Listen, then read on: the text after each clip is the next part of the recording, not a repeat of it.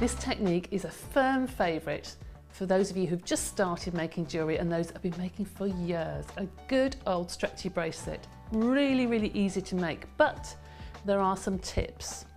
So here's a lovely bracelet that has a charm on the front and a little bead at the back, and I'll explain why in a second.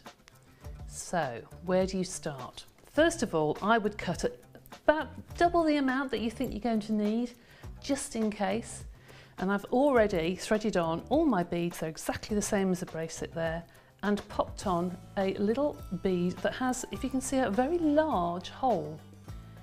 Try and find a bead that has a large hole, or perhaps a coiled piece of wire, to hide the knot when you've actually tied it at the end.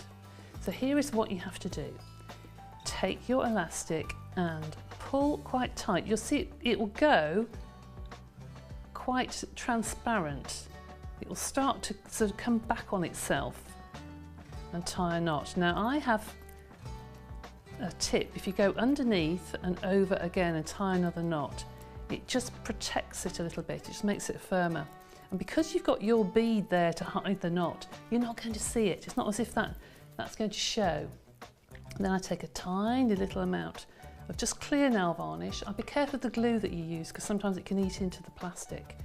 So just give it a little tug. That should really be left to dry before you snip it. But so you can snip that off as close to the knot as you can. And then if you pull, that knot will just pop inside that bead and you won't be able to see any of those tails of the elastic. So that's how to make your stretchy bracelet.